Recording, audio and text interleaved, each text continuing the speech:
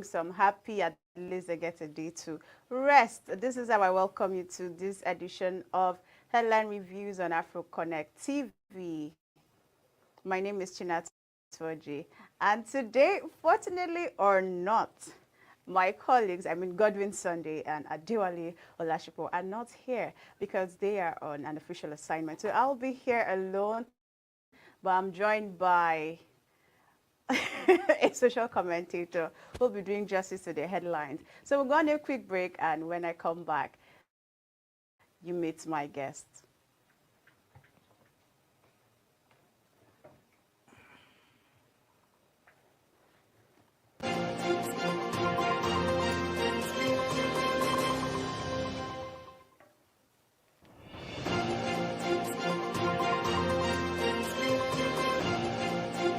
All right, good to have you back. Good to know you're still watching. It's still Afro Connect by Mr. Maybe I should let you say your name. You say it with this energy I like. Okay, my name is Yakub Onimode. Onimote. The emphasis on the name. And that's to guide you on how to take the pronunciation. But there are no judgments. Welcome. I'm so Thank you very happy to much. have you. How was yesterday's celebration for you? 2024, May Day, Labor Day, Workers' amidst Day. petrol scarcity, economic downtowns. You can see that. Well, the labor is, It's as we say, laboring. the labor is actually laboring. Very well. It's good to be in your studio this morning. Welcome, welcome. So there's a lot you. to talk about today, and one of the issues is what you just raised around labor and the Workers' Day celebration. But we'll quickly look at the headlines so we have a better perspective to the topic. So the first headline here is federal government promises living wage, and as Nigerian Labour Congress demands 615,000 naira increment. A living wage is coming soon for Nigerian workers, according to President Bola Ahmed Tinubu, who assured them yesterday. He said the issues that prevented the tripartite committee on minimum wage from reaching a consensus would soon be resolved. The Minister of State for Labour, Nkiruka, said despite the delay, the new minimum wage would take effect from April 1st when approved. That's April 1st of next year. She admitted that workers deserve the living wage and that the government would ensure they get it. But Labour threatened strike should the committee fail to conclude negotiations on a new minimum wage by the end of May. This was contained in a joint address delivered by leaders of the two Labour centers, Joe Ajaero for the Nigerian Labour Congress NLC and Festus Osifo for the Trade Union Congress to workers. We've seen agitation from workers, from labor union leaders around this minimum wage thing. And with the current reality, you agree that, yes, it is rightful for them to demand an increment in what's happening now.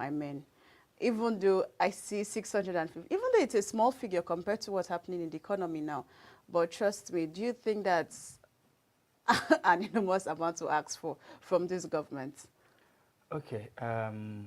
In the reality of times, it's important to recognize that globally, economies around the world are facing challenges. Yeah. However, civil servants and the laborer whose wage we say is due haven't done the job. We taking it from home. The Nigerian economy, especially since the coming of this present government, the issue surrounding petroleum, that's petrol itself, which is a commodity that drives virtually every aspect of the economy. After the subsidy removal, every other thing in the country, every other item in the market, the prices became up to the roof and back. So for labor, yes, we're where they are demanding for 615,000. Of course, in the reality of times, one might say that is high, but then, as we say, whatever is high or little is relative. High compared to what? You want to look at the exact figure, okay, where you convert that to the dollar, this is still far less than $500. So if you look at that, juxtaposing it with the reality of times, in an economy where you expect that an average family should have, an average family will be a family of 5 or 4, as the case may be, and a bloated one will be one that is above 5. And then looking at the everyday commodities, in a country where you buy a bag of rice at almost 60,000 or more, depending on the quality and of what you are buying. And in an economy where electricity has just been so changed to the point where you have to start operating on bands, and where some even say they don't even belong to any of the bands, and some are on the Y or Z axis, depending on what they're saying. So for me, the demands of labor, until the other aspect of the economy is fixed, I would say what we call take home might only just be enough as the word take home, transports, just enough to take them home, and it might not be enough to take care of themselves as civil servants. So the demands of labor is justified. It is only fair that the government comes out open to give a figure to this is what is workable and within realistic context. You don't just give figures. We understand that the 2019 adjustment, which is the current 30,000 minimum wage, some are not even paid the 30,000 yet. True. So it becomes dicey when they are asking for more. And it is not to say these state governments don't get the allocations from the government. So when you're talking about an adjustment, we understand also it is rumored that the president is promising an increment. And if 35,000, as it is reported from some quarters, is what the government is proposing, it then means 35,000 to be added to the current 30,000. The consequence is when it becomes a law, when that act becomes a law, the least person on the cadre of the Nigerian Civil Service shouldn't be taking any less than 65,000. Can we sustain that? Will these people in government, will they want this to work? Is it the same set of people who are not paying 30,000 that will now pay 65,000? Time they say heal our wounds, we wait. April is almost here. April just finished actually, and so it's May. I mean, they're giving the government the ultimatum of May, and they're already threatening. I mean, labor union leaders are already threatening. Of course, that appears to be the only language the government understands when we say.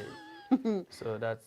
So we can only hope that something happens, because we don't want any strike action. The government lives up to their promises. There have been a lot of time there have been promises that have not been kept. We're hoping, we're positive that this time this government will listen and will deliver to their promises. All right, I think we have to get to the next story now. The next story is from this day, and it is the Senate has assured Nigerians that the 16-year age requirement for applicants seeking admissions to tertiary institutions in the country has not been changed.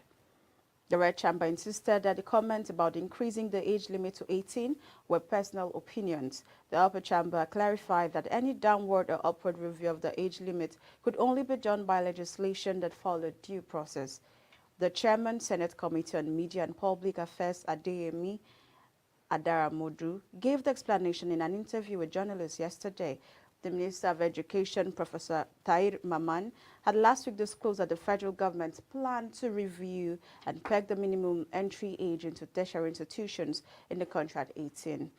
The minister gave the hint while monitoring the ongoing Unified Tertiary Matriculation Examination in Abuja. Mr. Yakub, this is another interesting story where, I mean, we've seen parents, we've seen children, or rather, are they children? I mean, you're a child until you're 18 in Nigeria. Very well, of course. So we've seen children, we've seen parents, we've seen young people clamor for this age frame that's been given by. Or now I'm happy that it's now said that it's an opinion, because it was almost becoming a challenge where a lot of people said, so if I score very high, it means that because I'm not up to 18, I can't get into school. But now we are having the Senate come out to say that the age is 16 now. So that before the 18 years gap was just personal opinion and not what the Senate is saying. What do you have to say about this development? Okay, as countries and as a people, we must understand that we run countries on documents. We have educational curriculums that that has been put in place, which before now has guided our educational institutions. So it is fair to say the 664 that is put in place by the lawmakers in Nigeria, and which is being implemented through the Federal Ministry of Education, is so important that we keep to it. And because these are constitutions that we do not just put in place for ourselves, it's important that we also recognize that no minister is more than the republic. No minister is more than the ministry and the country itself. This tells us why the minister is a public servant who comes and goes. The republic remains. So when a minister comes, maybe the reaction of the Minister of Education might have been to impulse or differences as regards what he saw. And emotions may have driven him to say, oh, these people are children, and until you are an adult, you shouldn't go to the university. However, we have a law. If this will be amended, it should go through the right channels. So it is important that the Senate is coming up to say this and making it clear. Only those who are qualified according to the document laid down. Whoever wants to change it goes to the right channel, and if it passes, correct. It shouldn't be about your opinion. It is also important that we also call on parents. An attempt to speed up children going through universities, where you see people who are 12, who are 13, say 15, coming to sit for university matriculation examinations. You begin to question, are these right? Parents will, as we understand, parents will be happy when they will happily tell you that their parents graduated from the university at 19. But the question is, if a child graduates from the university at 19, will you, as that parent, will you hand over a company to that person? Give that child another, give that university graduate another, say, another 5 years. 19 plus another 5, that's 24. Will you make a 24-year-old person lead an organization? It therefore behoves on us to understand that the earlier we realize Shala, a 24-year-old person lead an organization. Will a 24-year-old person lead an organization comfortably? Yes, if the person For me, can. I understand experience, as they say, experience might not always come with age, but age also has a factor. It does. One of the reasons why we're screaming about bullying these days is when you have a child of 16, 15 in the universities. How do you expect such a person to express themselves? So it's understandable that we want to keep to the values of society to say, let adults do what adults do and let children be where they should be trained. But we shouldn't just model the whole thing up and then pick numbers based on our own discretion. The National Assembly is right, but I want to understand that the Minister of Education also meant well. So parents, it's then in the hands of parents to understand, let these children take their time, finish up, let them go through the primary school, finish primary 6. There are reasons why these curriculums are designed. So they shouldn't skip any But when class. you say take your time in the context of Nigeria, I mean, you're looking at ASU strike, you're looking at coming out of school and you have job offers that are limiting you with age. If you're above 25, you're above 24, you can't get this job. I hope you understand Okay, that. take ASU out. Take ASU strike out. And then the Nigerian educational curriculum. The jobs are still in line with what the educational curriculum prescribes. It is only ASU, NUT, and all other strikes. So it means that a lot of things have to be overhauled, if you look at it. Every other thing has to be in line for this educational curriculum to be acted upon and implemented to the education. All right, Mr. Shala, before we move away from this JAM, I mean, JAM scores are already out, or JAM results are already out, and a lot of kids are crying all over the internet because, I mean, people are scoring 78, we have some scoring 39. I saw a very interesting grade. I saw somebody score 29, and the person asked, where can I get admission? Somebody now responded, you might have to visit the Babalawo to study. Okay, I dare say even the shrines no longer employ those without good credentials, so. But what's really happening? Is there a decline in the educational system, or is there a different standard to now mark this result? Because what's really happening, why the sudden decline in the grades? Because coming from, I know some people who scored 250 in the previous years, 260, and then they're struggling to just get a little above 180 now. Now, beyond what emotions will drive, I like to be real. Honestly, our young generations are no longer readers. I bet you people read every day. The question is, what do they read? So go back to the secondary schools, ask an SS3 student, tell him to give you 5 books he has read through year 1, year 3. If not the one prescribed by the schools, barely do they still remember the Chinua Achebes of those days. Barely do they read. And these are literature students. So the truth is, maybe we should also understand that the JAMB exam is structured. It is not marked according to your name. In fact, the system does not recognize your name. The system picks codes.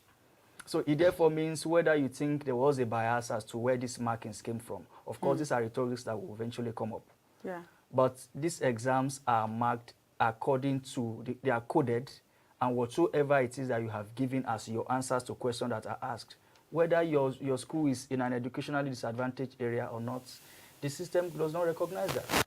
So for me, one of the, among the challenges that I have seen going around also includes how well our young lads are focusing on the social media is supposed to be a plus, but unfortunately it's taking a whole lot from them, and it is just that people are not paying much attention to education. Surprisingly, in shock, I read earlier today that a father was caught writing jam for his son. The question becomes, so when you write jam for that child, he or she gains admission and goes to the university. What happens? Do you write year 1 to Do you year write 5? year 1? Or Do you sit in class and if study at for the end the of the day child? the person becomes a lawyer, do you go defend a criminal in court on behalf of your child? So let your children be children and train them how they should be. Then when they go sit for jam, failure is a part of examination. Let people understand this. When a child fails, that's not the end. For some of us, we'll proudly say we've written exams, we've failed, we've passed, and that's how we know how it feels to fail and pass. Let the child be the child. Go through jam, fail when you should, sit for it again, and you learn your lessons, and not having to go sit for an exam. Seems like the margin I want this to also year. call on the government, let that parent be dealt with within the ambit of the law. Mr. Shala, I just think the margin this year was Yes, really high. It's and really high. Atlanta, really high. 1.4 million scored below 200. Below 200, never happened before. And this is now another pressure on the educational system to having to adjust. And I also want to see how we also contain the turnout of our private institutions. They are the ones who accept almost everything that comes up. Of course, we understand that our public infrastructures cannot contain 1.4 million at a go. But let the standard be set, and everybody should work by it. All right. I think let's just hold it down, just run to the last headline for today, which is the Lagos State Commissioner for Environment and Water Resources, Tokunbo Wahab, on Wednesday said the government discovered 86 partition rooms, size 10 by 10 and 12 by 10, under the Dolphin Estate Bridge Ikoyi on Lagos Island.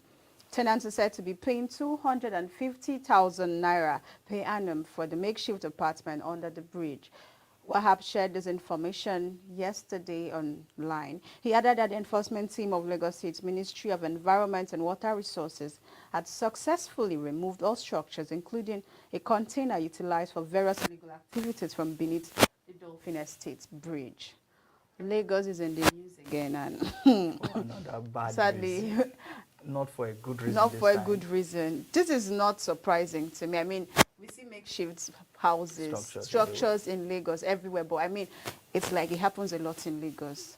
I remember one time I visited Lagos, and it was like the city doesn't even sleep. I saw people literally seated with their suits around 1 a.m. and I was just asking my host. So Lagos is acronym. Yes, I was asking my host, would these people sleep? He said they'll be here until the next day.